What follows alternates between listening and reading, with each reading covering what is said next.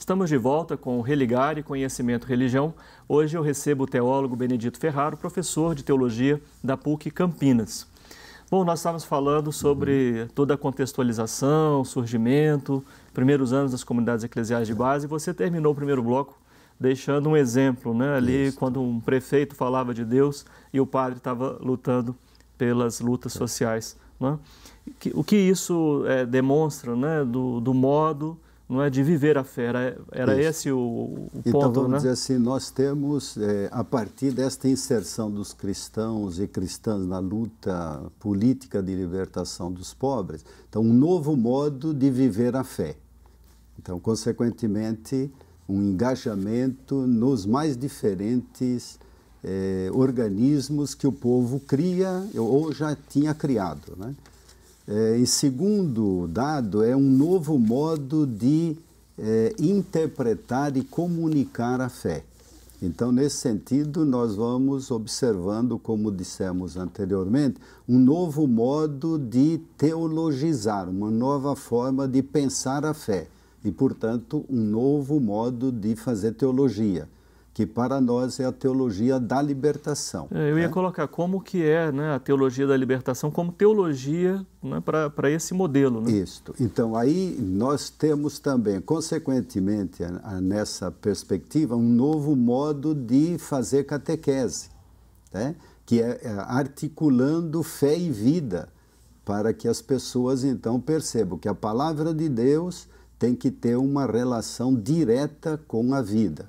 Então, portanto, um novo modo de pensar a palavra de Deus, portanto, uma nova exegese, uma nova interpretação da Bíblia, que aí se articula com a leitura das mulheres, portanto, uma leitura de gênero, uma leitura a partir dos irmãos indígenas e afrodescendentes, que é uma leitura na perspectiva étnica, uma leitura da Bíblia articulada com a geração, jovens, crianças, anciãos, e uma leitura mais recente da relação da fé com a própria ecologia, portanto, uma relação ecológica também.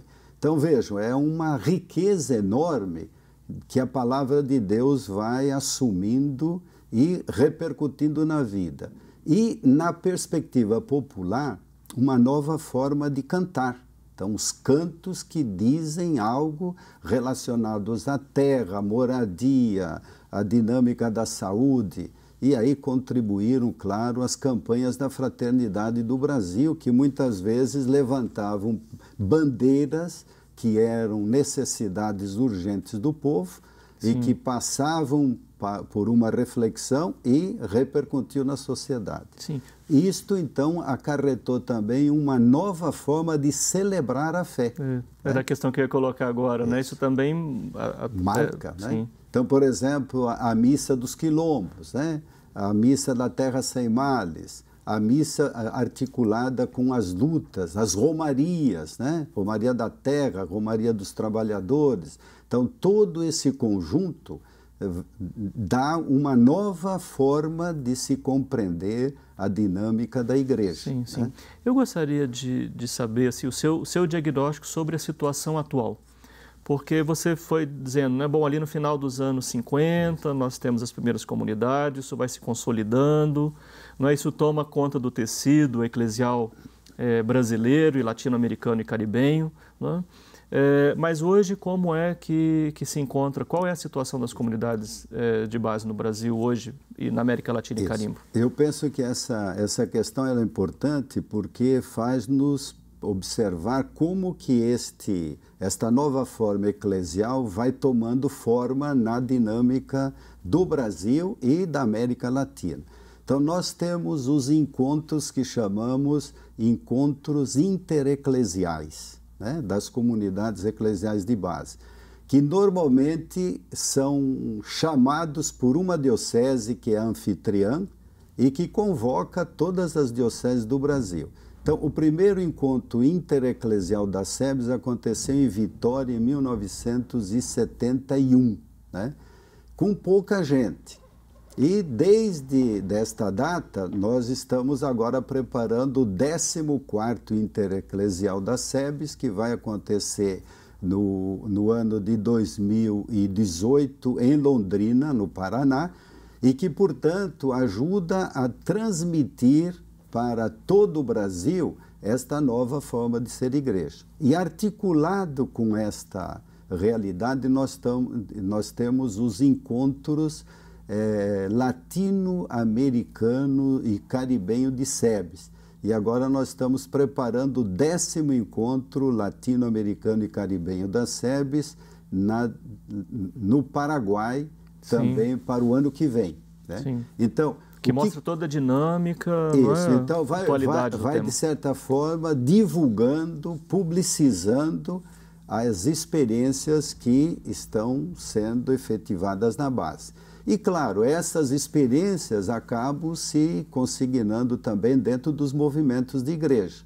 Então, por exemplo, as diretrizes gerais da ação evangelizadora do Brasil, da CNBB, nós vamos observar que desde os primeiros documentos, então eu relembro aqui o documento 25 de 1982, né, e o documento 92, que foi de 2012, né, mostrando exatamente a presença das comunidades eclesiais de base na Igreja do Brasil.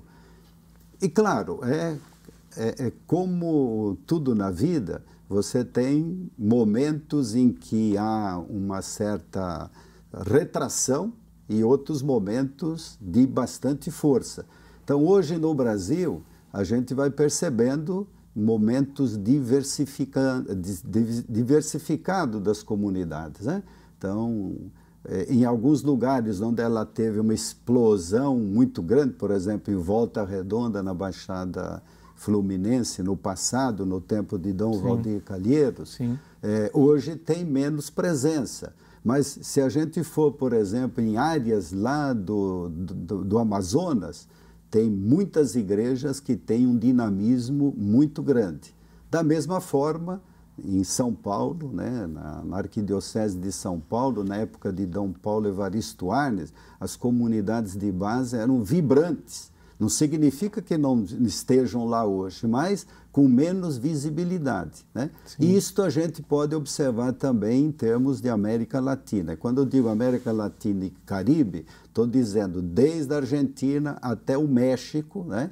Passando pela América Central, Panamá, Nicarágua, Honduras, né? Por exemplo, lá nós tivemos o 9º encontro de SEBS latino-americano em Honduras, né?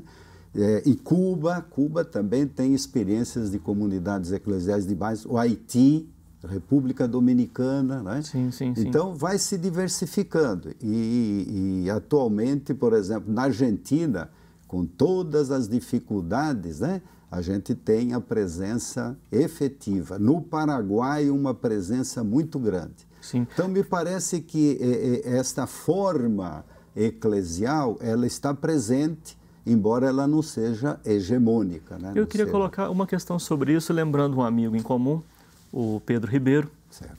Foi meu professor, e eu me lembro das aulas do Pedro, quando ele falava especificamente sobre a estrutura da Igreja Católica e esses dois modelos, né, como que tem um modelo tradicional e um modelo das comunidades eclesiais de base, como que a Igreja Católica era uma instituição sui generis por comportar, né, modelos distintos. Né? Como é que essa instituição, né, abriga, né, comunidades eclesiais de base, o seu modelo tradicional, e outros modelos também, né, que vão aí então, veja isso, fazendo parte. Em 1997, nós fomos para o encontro intereclesial lá no Maranhão, em São Luís do Maranhão.